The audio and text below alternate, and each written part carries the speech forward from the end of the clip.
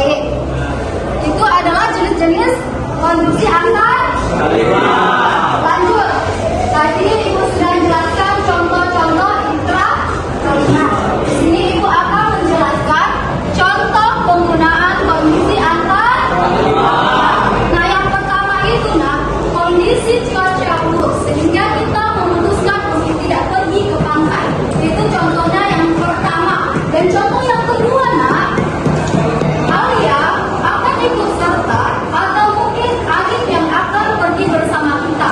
Jadi, nak, contoh penggunaan konjungsi antar kalimat itu, apakah sudah termasuk tadi yang jenis-jenis antar kalimat yang dibacakan tadi? Sudah termasuk? Nah, di mana maksudnya jenis-jenis konjungsi alternatif? Bagian mana? Ya. Alternatif. Bagian baik.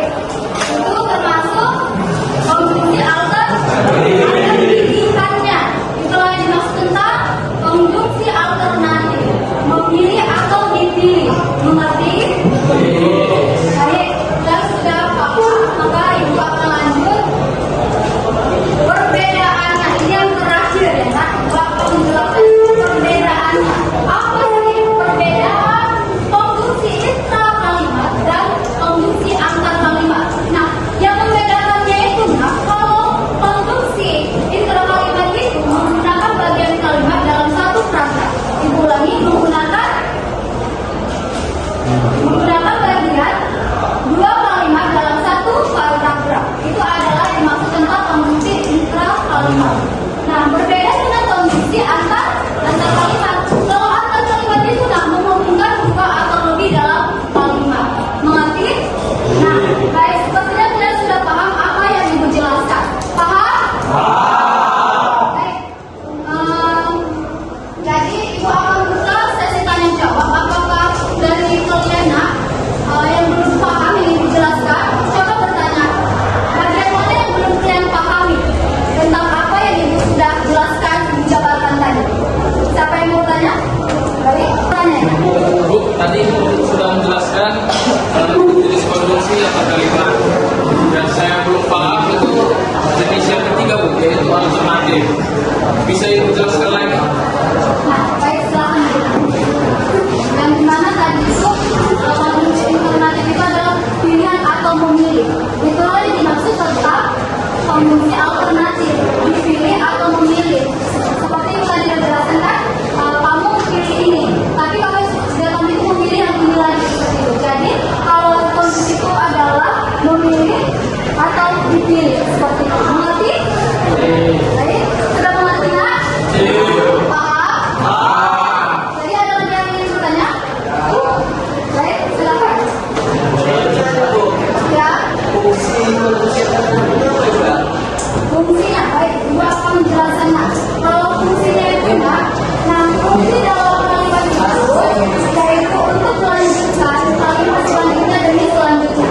Nah, kalau misalnya inilah, itu kan fungsi tadi kan menghubung. Kalau menghubungkan dua atau lebih kalimat, kalau tidak ada tadi atau ini, maka fungsinya dia tidak akan sempurna kan? Kata-kata tidak akan sempurna. Itulah fungsinya tadi. Dia untuk menyambungkan atau menghubungkan dalam suatu kalimat. Misalnya menghubung dua lebih kalimat. Contoh nggak? Kalau dia misalnya atau dia lebih lebih